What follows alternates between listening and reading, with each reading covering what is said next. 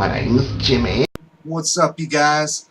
Jimmy here, back at you with another review for the Netflix show Daredevil. And this is episode 7, titled Stick. And just as that title suggests, this episode is our first introduction to Stick. For those of you who are familiar with the comics, Stick is actually the person that teaches Matt how to fight and to use all his amplified senses by the cause of the chemicals blinding him.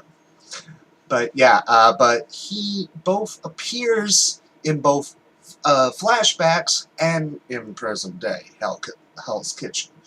Which, it's like after Matt, it's like he cannot stand hearing everything, and after his father died.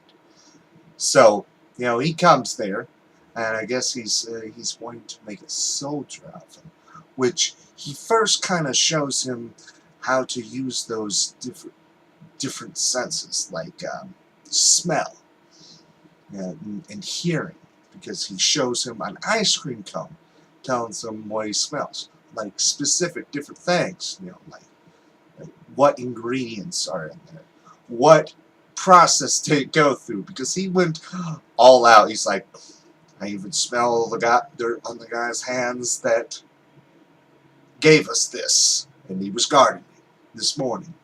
So, yeah. So it kind of shows you that he, even for a I guess, not necessarily normal blind person, but for not having something like Matt, he was sure damn good on that stuff. And he even teaches him how to fight, which, at first Matt is just punching in the air, punching, kicking, flipping, just to nothing at all. But, during the end of those flashbacks with the training, Matt starts getting a little bit better, I have to say, on that. But he ends up giving him the ice cream wrapper. He made it into a bracelet, which he gives it to Stick. Which Stick is like, this is the end of your training. So it kind of brings up, and he even said himself that emotion and love is a weakness. Just like any mentor or master have said in the past. They think emotion is a weakness, even though they're kind of wrong on that, but they're kind of right at the same time. But, but in present day, he pretty much wants Matt's help to take out this weapon. But by the end of the episode with that, he ends up, Matt just literally beats the crap out of him. It's kind of weird that 20 years ago, he could barely hit Stick. But, he actually had the same wrapper. Which I think that was crazy, because he thought of motion as a weakness, and yet he kept the wrapper.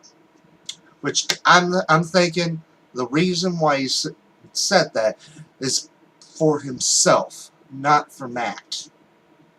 Because I think he was starting to care about Matt, sorta in a way, as a son or something. That's what I'm thinking. And throughout this episode, Stick brought up this thing about a war coming. And I was thinking at first it was like the stuff about Fisk, but by the end, seeing that last scene in the episode, I don't think so. Because Stick is talking to some guy that was kind of, telling him, asking him if he believes Matt will be ready.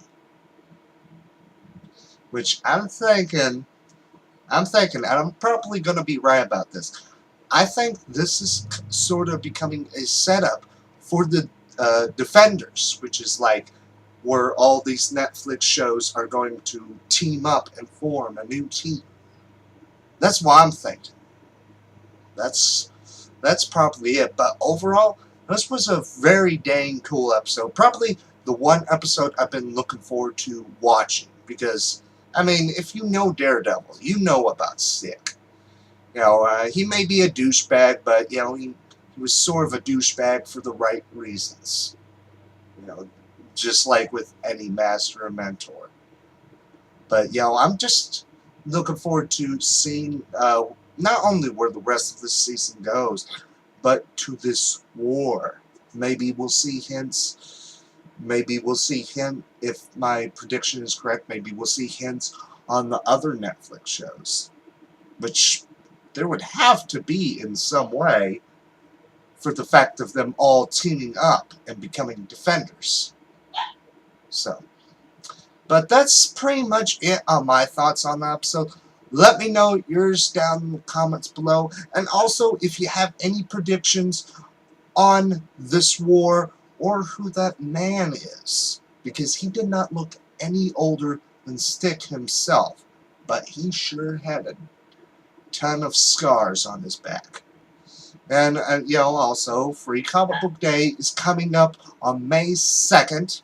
Which I am going to be semi-dressing up as none other than the Punisher. Not going to do too much because I don't have all the stuff that I would like to dress as, but I am going to dye this completely brown because that's the one thing that's messed up about my facial hair, and I'm going to trim it down to Punisher type of beard.